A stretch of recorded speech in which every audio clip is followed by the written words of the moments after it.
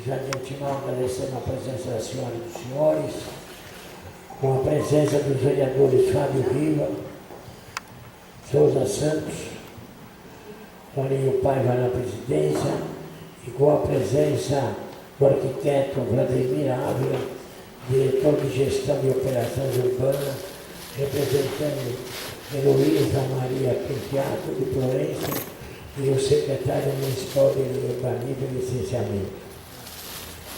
A íntegra da transmissão desta audiência pública estará disponível ao público em geral no portal da Câmara Municipal de São Paulo, www.câmarasp.gov.br, e no link de audiências públicas do registro escrito. Esta audiência vem sendo publicada no Diário Oficial da cidade diariamente desde o dia 16 de agosto de 2018 e nos jornais Estado de São Paulo e Folha de São Paulo, e tem a finalidade de discutir o PL 722/15 de 2015, de autoria do Executivo, que aprova o Plano Urbanístico Complementar do setor Chucre e Zaidan, da Operação Urbana Consorciada Água Espraiada, no distrito de Santa Amaro e Itaim Bibi, e altera a Lei 13.260, de 28 de dezembro de 2001.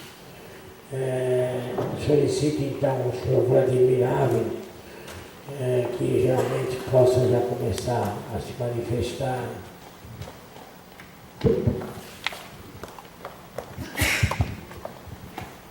Bom dia a todos e a todas. Agradeço a presença e a atenção que os senhores vão me possibilitar nesse momento para que eu possa expor um pouco dessa história do PL 722 de 2015. Eu vou procurar ser bastante breve na apresentação para que depois a gente tenha bastante tempo para poder conversar a respeito de todas as questões que estão aqui. Vou fazer a apresentação em dois grandes blocos. O primeiro bloco é o PL original, que foi encaminhado para a Câmara Municipal em 2015, que traz uma série de melhoramentos viários e também de áreas verdes, enfim, e alguns instrumentos de política urbana, né, de licenciamento e uso do solo, que foram inicialmente previstos. Esse projeto tramitou durante alguns anos, né, e agora no começo dessa gestão houve um trabalho bastante profícuo do grupo de gestão da operação urbana, no sentido de encaminhar para a Câmara uma proposta de revisão desse processo todo. Então esse processo chegou na Câmara, ele foi analisado pelos vereadores e uma série de questões começaram a emergir em face do tempo que passou, né, desses anos todos que o processo ficou na Câmara e da condição atual da operação urbana. Então eu vou apresentar primeiramente o que foi o PL original e depois as questões que surgiram nessa discussão e que hoje estão em pauta aqui para discussão. Vou pedir licença para os senhores para ficar de pé, assim eu posso olhar os slides e comentá-los também.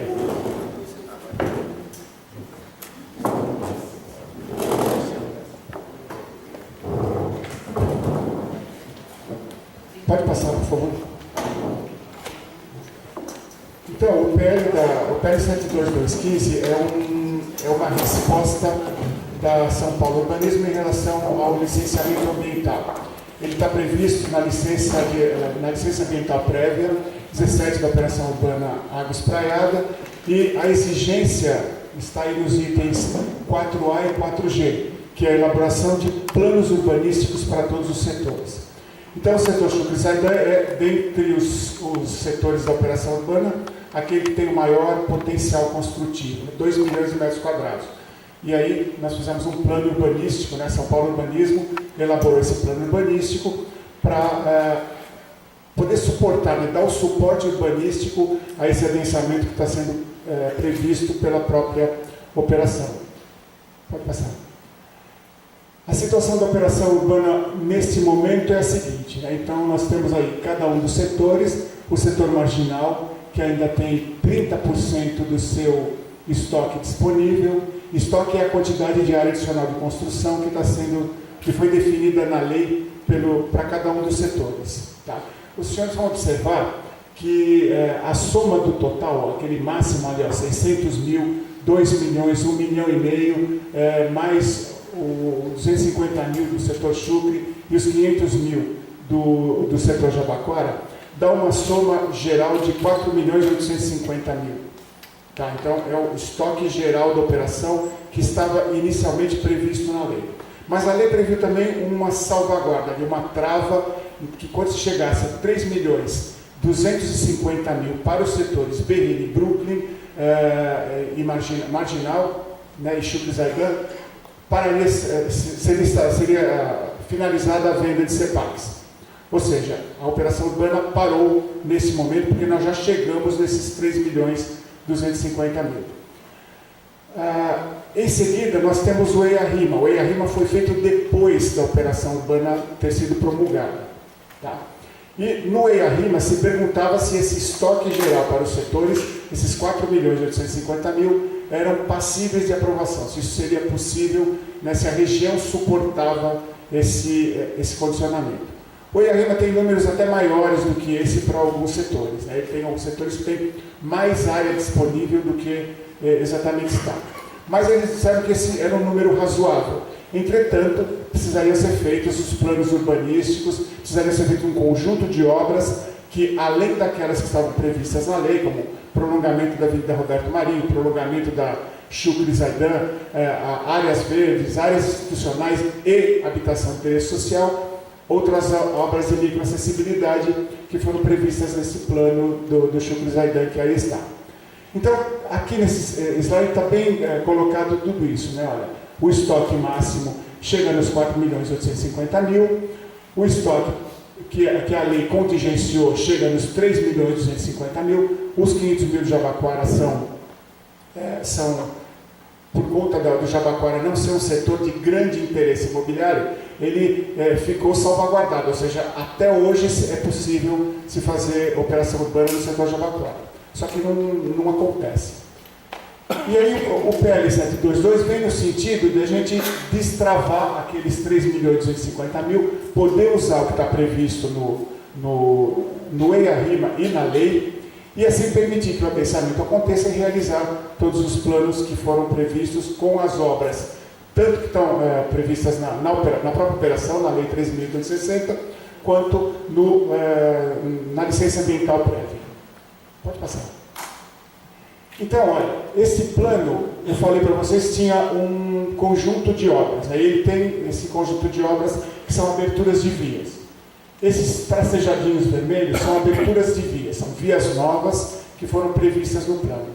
Geralmente eles pegam grandes lotes e a intenção não era fazer desapropriação, era fazer com que o próprio PL, né, traz alguns dispositivos que permitem a doação dessas áreas, né, e essas áreas doadas sejam convertidas em potencial construtivo dentro do lote dos próprios empreendedores. Então a ideia que nos mobilizava naquele momento era que, à medida que os empreendimentos fossem acontecendo, os empreendedores pudessem doar essas áreas e assim os melhoramentos viários pudessem ser implantados posteriormente. Como a lei demorou para sair, nós começamos a combinar com os empreendedores o seguinte: você deixa reservado a sua área, né, esta área que está dentro do seu terreno, e no momento em que a lei sair, que possibilita a doação, essa doação será feita, ou se não houver a doação, a desapropriação.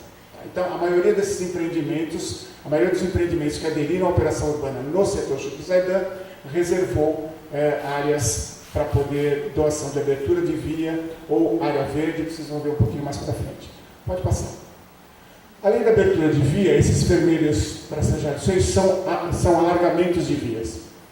Tá? Então, é um plano bastante, vamos dizer assim, ousado e generoso, no sentido de promover a microacessibilidade da região. Então, além das aberturas de vias, a gente tem também alargamentos de vias.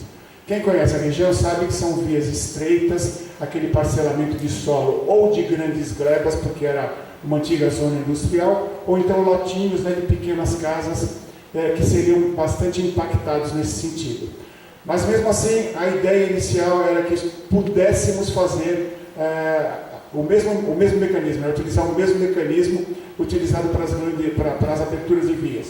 Ou seja, à medida em que os empreendimentos vão acontecendo, que vão agregando pequenos lotes, essas áreas podem ser doadas, poderiam ser doadas. Pode passar. Aí temos as áreas verdes institucionais, né? Tem esses tracejadinhos verdes, são áreas verdes, aqueles vermelhinhos são áreas institucionais que foram previstas e que fazem parte do plano. Pode passar. Isso é a rede de transporte público e lazer, ou seja, aí estão as ciclovias e todo o traçado do sistema viário que comporta transporte público. Pode passar? Aí tem as rotas de circulação de pedestres, né, que são onde estão os grandes empreendimentos, né, onde está a área de adensamento, quais são as principais rotas de pedestres que foram previstas aí no plano. Pode passar. Por fim, isso é um balanço geral, né, da situação que existia naquele momento, né, há alguns anos atrás, em relação às áreas. Né, a área bruta da operação urbana no setor Chucre, 2.800.000, dos quais 79,7 são áreas edificáveis, ou seja, 2,2 milhões de metros quadrados, e áreas públicas de 573 mil. E a intenção era tentar trazer esses parâmetros para o mais próximo possível do que é a lei de uso e ocupação do solo de hoje, a 16.402. Ou seja, 15% do sistema viário, 10% da área verde, 5% da área institucional. Então, o plano tinha esta intenção, né? Transformar o plano Chucre de tal forma que o incremento de sistema viário, áreas verdes e áreas institucionais chegasse próximo desse parcelamento que é o previsto na lei de uso e ocupação do solo. Pode passar. Só que isso tem um custo, né? Se nós não contarmos com todas as situações previstas, né? Se a gente fosse fazer um plano, implantar esse plano e não contar com nenhuma doação prevista, esse plano custaria 993 milhões de reais e impactaria 783 lotes.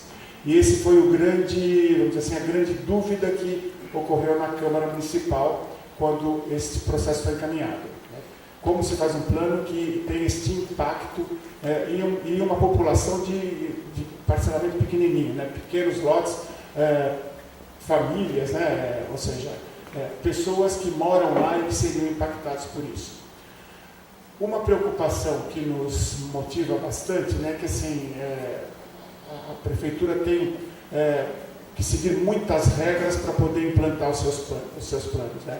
Primeiro, nós somos sujeitos a todo um conjunto de legislação que trata de licitação, trata de respeito às questões trazidas pelo Ministério Público, pelo Tribunal de Contas, e isso demora um tempo bastante grande. Tá? As questões ambientais aqui eu não citei, mas elas já estavam previstas na licença ambiental. Então, este tempo impacta nessas pessoas. Se a gente emite uma lei, se a gente promulga uma lei que tem essas travas, ou seja, tem esses melhoramentos, aquelas pessoas ficam com seus lotes congelados durante um grande período, sem poder vender, sem poder reformar, sem poder tratar aquilo de uma forma como qualquer cidadão pode tratar a sua propriedade. Então, isso realmente é uma questão bastante séria para a gente discutir. Então, pode passar. A nossa situação hoje na operação urbana, né? Isso é só para mostrar para vocês qual que seria a nossa questão. Até este momento, né, mesmo considerando a trava, né, que a lei permitiu, chegamos no limite de área adicional de construção prevista na lei, né, não o que o ERM licenciou, mas o que a lei permitiu que nós vendêssemos. Nós conseguimos chegar em 3.906.609.527. Foi tudo que foi arrecadado. Tem aí o recurso do investimento, tem aí os descontingenciamentos, né? A prefeitura, em determinados momentos, retira um pouco do rendimento dessas aplicações para aplicar nas próprias questões da cidade. Mas, em geral, esse é um recurso que nós conseguimos arrecadar até hoje vendendo o CEPAC. Já se gastou desse recurso 3.671.808. Com todas essas coisas aí, com HIS, com desapropriações, com transporte coletivo, com as administrações que a gente tem que pagar. E sobram hoje 234 milhões, que seria o recurso disponível para nós fazermos todas as obras que ainda faltam e mais estas que não estavam previstas, porque o plano não estava inicialmente previsto na lei. Tá? Ele veio com licenciamento ambiental. Pode passar. Essa tabelinha aí, embora não dê para enxergar muito bem, é a tabelinha que o grupo de gestão recebe a cada 3 meses para a sua análise. Eu não sei se dá para a gente enxergar, mas a terceira coluna ali, ó, antes da a executar, que ela é executada, lá em cima tem o valor que nós precisaríamos para concluir as obras que foram iniciadas na operação dela. São 3 bilhões. Tá? Então temos 234 e temos 3 bilhões para gastar ainda, que precisamos ter recurso para gastar. Ou seja, emitir novos CEPACs, liberar novos estoques é fundamental para que a gente consiga realizar todas essas obras e não onerar mais o processo, né? Não onerar mais a operação urbana. Pode passar. Então, a partir daqui, a gente começa a discutir os melhoramentos do plano Xuca, né? Ou seja, de que forma estamos tentando reduzir todas as questões, né? Reduzir todos os impactos que temos ali, em que pese, né? Isso pode ser revisto, né? Estamos em discussão, e podemos futuramente, inclusive, dada a necessidade, né? Se for necessário, se entendermos que esse adensamento vai realmente criar mais problemas do que conseguimos resolver, editar novas leis no sentido de podermos realizar mais melhoramentos. Mas neste momento, a intenção é basicamente reduzir o conjunto de melhoramentos viários ao mínimo necessário para suportar o adensamento e permitir que as obras sejam concluídas. Pode passar. Então, olha, esse mapa não é o mapa da lei, tá? A gente pegou o mapa da lei, que já está transformado em parte. Tem algumas coisas que vocês vão ver que a gente colocou um xizinho aí, porque são áreas que a gente não consegue contar com elas neste momento para doação e não interessa desapropriar. Tá? Não interessa no sentido basicamente financeiro. Então, olha, o que foi deixado aí são basicamente aqueles melhoramentos de abertura viária. O que a gente vê aqui embaixo mais largo é a própria Avenida Chucrizaidan, que já está em parte implantada. Aqueles verdinhos são as áreas verdes a serem doadas, né, principalmente doadas, e os destaques ali mais escuros são aberturas viárias que foram já negociadas com alguns proprietários. Tá? Nem todos os melhoramentos que estão aí têm essa possibilidade, né? Nem todos foram devidamente negociados com os proprietários. Então esse é o primeiro mapa, pode passar o próximo. Esse aí é o segundo, né? Aparece ali um melhoramento que a gente tem algumas dúvidas, as áreas institucionais estão aqui, a área verde está ali. Pode passar? Este último aqui não é no setor Chucrizaidan. O setor Chucrizaidan para ali onde está aquele tracejado. É no setor Berrini. Mas um dos empreendedores nos procurou e disse assim, olha, eu dou e implanto essa via. E aí nós conversamos com o pessoal da CET, né? A CET disse que é muito interessante essa via, porque ela alivia ali o entroncamento da Avenida Roberto Marinho com a Berrini e Chucrizaidan. Então, nós colocamos aqui na lei para que pudesse aparecer, né, como doação e como implantação de obra. Tá? Pode passar. E aí a gente vai começar a olhar um por um dos artigos da lei, né, dos requisitos que estão na lei lá, né, para a gente poder discutir depois. Então, aquele primeiro melhoramento que está ali, ó, é o item 1A do artigo 1º do PL, que atualmente, né, que está no momento em discussão. Então, ele tem a abertura de via com 14 metros, as vias anteriores todas tinham 20 metros, foram reduzidas para 14, e tem as áreas verdes que estão ali. Este aqui é um dos melhoramentos que já foi conversado com os proprietários, tem 2 proprietários aqui, né? E eles concordam em deixaram reservados os seus projetos e eles concordam em fazer a doação. Pode passar. Então tem uma foto aérea aí, né, mostrando ali, ó, a área verde, não sei se está muito claro, se dá para a gente ver, a via está em amarelo, e aqui embaixo a gente tem a extensão do melhoramento e as áreas verdes. E a gente estimou um valor com um valor médio da região. Tá? Isso, a gente fez um levantamento bastante rápido, expedido do valor, do valor do metro quadrado da região. Tá? Tem lugar que é mais alto, tem lugar que é mais baixo, então a média ficamos em R$ 6.500. Estimativo, mas dá uma noção do que a gente teria que gastar se fôssemos desapropriar. E aqui embaixo está escrito a certidão da operação urbana Água Espraiada, na qual o proprietário deixou reservado lá a sua área para possível doação posterior. Pode passar. Outro melhoramento. Neste caso aqui, vocês estão vendo que não tem certidão, não há empreendimento ali, por isso ainda não houve essa negociação, mas teríamos que desapropriar e esse seria o valor. Tá? Então, o melhoramento com 14 metros, aparece na foto aérea, ali entre 2 galpões, e o valor seria esse. Próximo. A mesma coisa essa situação, vocês estão vendo que essa área X aqui, né, essa área verde está com um X em cima, exatamente porque ela pega no passado era um terreno vazio, hoje já tem um empreendimento lá, um grande galpão, que não aderiu à operação urbana, portanto essa área não está mais disponível para fazer essa desapropriação. Entretanto, o melhoramento viário ali é possível, né, a abertura da via é possível, mas teria que ser desapropriada. Próximo. Esse é outro melhoramento que está, né, ele é bastante importante porque ele liga duas vias bastante necessárias, né? Depois a gente volta no primeiro mapa, vocês vão ver que esses pequenos melhoramentos eles formam um grande acesso. Tá? Então ele liga numa determinada, liga a Avenida Morumbi até a José Aldo Bustamante, enfim, eles fazem um looping bastante interessante. Próximo. Aí está a extensão e tem as certidões da operação urbana que permitem a negociação com esse empreendedor. Próximo. 2 outros melhoramentos, tá? Esse aqui cortou um pedacinho, mas são 2 melhoramentos que ligam a Chucre Zaidan a Nações Unidas. Pode passar. Está aí a localização deles, né? Faz uma ligação bastante importante entre a Marginal e a Chucre Zaidan, os valores e as certidões que estão possíveis de desapropriação.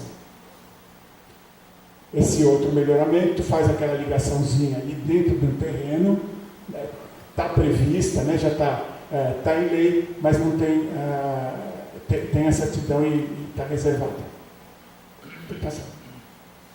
Esse outro melhoramento, há dúvidas sobre ele, né, sobre a possibilidade da gente implantar. De qualquer forma, ele está aí, ele tem um valor bastante exacerbado, né, olha, 43 milhões para a área verde e 16 milhões para abertura de via. E, por último, este valor, né, aquele terreno que nós falamos que é no setor Berrini. Tá? Então, a abertura de via está aí, o valor é esse. Não há uma certidão, porque esse empreendedor não aderiu à operação urbana, mas ele se compromete a fazer a doação do terreno. Pode passar. Por último, esta área verde que vocês viram, então, o X aí também. A gente foi pesquisar por que essa área verde tinha sido incluída, né? Quem fez o plano Chucre Zaidan ano passado, que intenção era essa? Porque esse terreno aí é justamente o terreno do consulado americano. Né? Então, desapropriar o consulado americano é algo absolutamente impraticável, né? Especialmente com o Trump como presidente. Mas, enfim, a pessoa que fez isso, eu disse, a gente poderia negociar com eles, né, de deixar isso como área pública. Vamos deixar fora que é mais seguro. Né? Entretanto, tem aquele outro terreno do outro lado da rua, né, que é o pequenininho aqui, a área V5, que é possível da gente fazer a desapropriação dele e poder implantar essa área verde. Esse último aqui, a área já está desapropriada, né? Ela serviu como... ela era o canteiro de obras desse trecho da Avenida Chucre Sardan, então o terreno já é de posse da prefeitura, está aí apenas como ilustração, essa área já pode ser plantada. E aí estão as áreas institucionais. Essas áreas institucionais também são áreas públicas, né? Elas foram desapropriadas pela passagem da avenida. Aquela área I2, ela foi doada pelo proprietário, né? pela pessoa que foi desapropriada aqui, então elas já fazem parte das áreas públicas que a gente dispõe para fazer implantação de equipamento público. Pode passar? A foto não mostra muito bem, mas são os terrenos, esse grande triângulo aqui e esses outros dois que estão aqui, que formam as áreas institucionais. Tá. Então, num resumo geral, que também está ruim para enxergar, nós teríamos 159 milhões em possibilidade de doação, tá? Ou seja, esses que estão do lado de cá são aqueles que já têm uma certidão, né? São aqueles terrenos que já têm uma certidão e que nos possibilitam a negociação da doação, e do lado de lá são aqueles que a gente teria que desapropriar se mantida esse contexto, né? essa disposição de áreas. Então, vamos supor pelo pior caso, que a gente tivesse que não tivéssemos como receber nenhuma doação. Teríamos que aportar, né? Teríamos que agregar aos valores da operação urbana mais 200 milhões de desapropriação, fora obras, né, que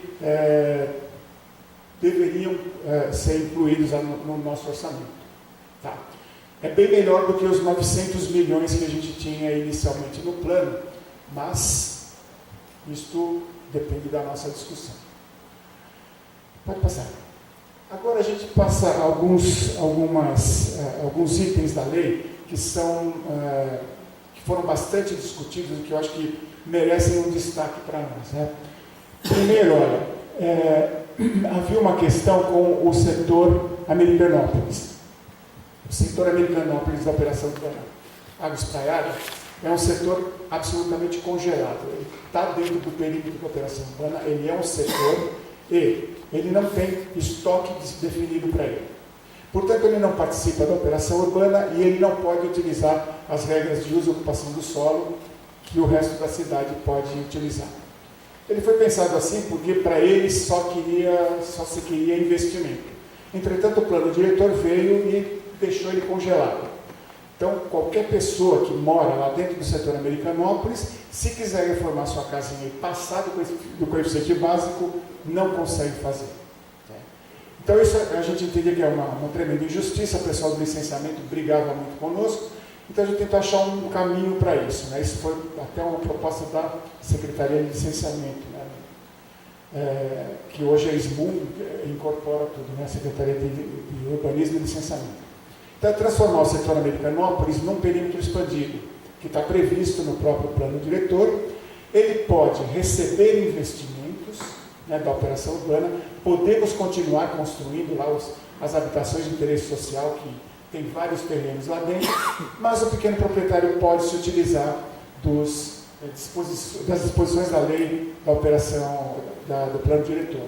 Ou seja, pode comprar outorga, pode ampliar até o coeficiente máximo do seu zoneamento lá, o que me parece bastante mais justo. Então, essa redação é basicamente nesse sentido, né?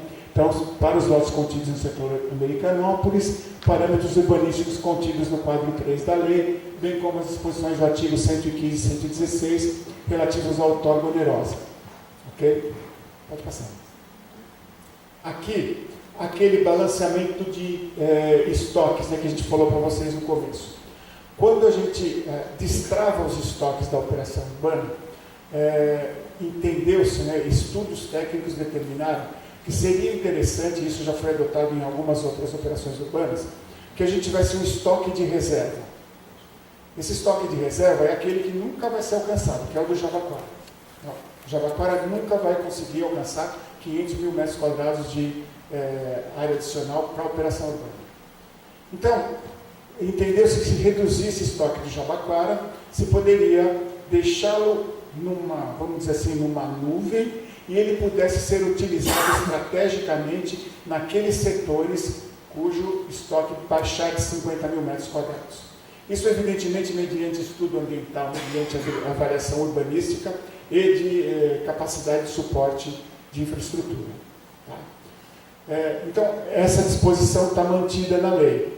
250 mil metros do Jabaquara ficam num estoque estratégico que vai ser utilizado quando se permitir, quando algum dos outros estoques, né, algum dos outros setores, tiver abaixado de 50 mil. Tá? Sempre mediante estudo urbanístico. No parágrafo 3º aqui, o setor Berrini já tinha alcançado o seu limite, né, no 250 mil metros quadrados, o setor Berrini chegou em 249 mil e um pouquinho, sobravam 80 metros quadrados lá de estoque. Então, para que isso, há potencialidade no setor Berrini ainda, e depois de muita discussão, se chegou à importância de colocar lá 100 mil metros quadrados de estoque adicional, desde que esse estoque seja para o uso residencial. Tá, então, essa foi a disposição, isso foi inclusive uma das exigências da CET, porque eles dizem que o uso residencial é menos impactante, tem menos vaga de garagem, causa menos transtorno. Tá? Então, a gente pegou 100 mil metros do setor Brooklyn, que tinha 1,5 milhão, e passou para o Berrini, que passa a ser totalmente residencial. Na operação Urbana Espraiada, os estoques são regulados por proporção, né? Então, ou seja, no mínimo 30% para o uso residencial e no máximo 70% para o uso não residencial. Então, o uso residencial pode chegar a 100%, por exemplo. O uso não residencial só pode chegar até 70%. Tá? Então, esse balanço vai sendo feito à medida que os empreendimentos vão sendo aportados, né? E quando a gente chega próximo desse limite de 70% do uso não residencial, a operação urbana para de vender uso não residencial. Ok? Pode passar. Aqui está a reserva técnica que eu falei, de 250 mil metros quadrados. Então, a avaliação técnica sempre nunca ultrapassa o EIA-RIMA, e a avaliação relativa aos setores que já se encontram próximo do seu limite, abaixo de 50 mil metros quadrados. Próximo. Aqui, disposições relativas à habitação de interesse social. A habitação de interesse social tem uma história muito interessante. Né? No plano original, né, na Lei 13.260, o que se previu para a habitação de interesse social eram 10% do recurso que seria alcançado, né, que seria da venda de CEPACs. A gente já ultrapassou esse valor, né, pelo que já foi aplicado hoje em HS, já se ultrapassou 10%, já chegamos perto de 20%. Entretanto, o resultado é muito tímido, né? Vamos dizer assim, diante da demanda que foi constatada depois, que naquela época, né, no começo da operação, eram 8.500 famílias, nós conseguimos entregar, acho que 1.000, a SEAD conseguiu produzir 1.034. Né? E ainda temos mais de 1.700, né, Sheila? Me corrigindo. 1.789 famílias em auxílio aluguel. Ou seja, a operação urbana também paga esse auxílio aluguel. Ou seja, a demanda por habitação é muito maior do que se consegue produzir nesse momento. Temos muitos terrenos desapropriados, né? Alguns dos quais estão sendo até reinvadidos, porque nós não conseguimos produzir essas habitações, ou por falta de recurso, ou por falta de agilidade do próprio poder público, no sentido de produzir por conta de todas aquelas questões que a gente mencionou no começo. Então a gente precisava de salvaguardas para que o uso habitacional fosse preservado e que a gente conseguisse realmente dar conta dessas unidades habitacionais que precisam ser produzidas e entregues. Né? E um desses critérios foi esse aí, olha, que qualquer nova remoção de obra somente pode ocorrer mediante a apresentação de plano de atendimento para a totalidade das famílias já inseridas em auxílio aluguel, bem como das famílias a serem removidas, indicando os empreendimentos habitacionais previstos e a fonte de recursos para sua viabilização. Então, não se retira mais ninguém para fazer obra se não tiver o destino certo. E esse destino certo tem que considerar as famílias que estão no auxílio aluguel hoje, as 1.789 famílias. Então, esse é um critério que a gente estabeleceu, uma lição de casa para nós mesmos do poder público. Pode passar? Aí é o último artigo que fala sobre o investimento da operação urbana. Né? Na lei estava escrito 10, a gente conseguiu aplicar 20, mas ele precisa de muito mais. Então, está proposto aqui de aplicarmos 30% de todos os recursos que arrecadarmos a partir de agora com os novos leilões para a habitação de interesse social. E um outro contingenciamento é que esse recurso seja empenhado no máximo em 5 anos depois do leilão. Então, a cada leilão, 30% vai para a conta e esses 30% têm que ser aplicados até 5 anos depois do leilão. Tá?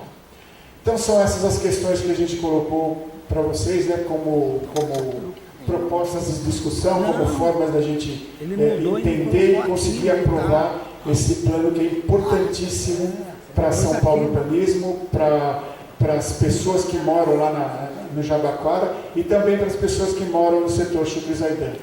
A gente está tentando, de uma forma parcimoniosa, atender todos os critérios e todas as necessidades. Primeiro, ter um plano que atenda a necessidade do adensamento do setor Chucri, que vai permitir que a gente conclua as obras. Né? Temos lá obras viárias importantes, tem um túnel para ser terminado, tem ciclovia, tem uma série de outros melhoramentos importantes que precisam ser concluídos e precisamos concluir as habitações de interesse social no setor Jabaquara e Americanópolis, bem como a continuação da Avenida Roberto Marinho. Muito obrigado por sua atenção.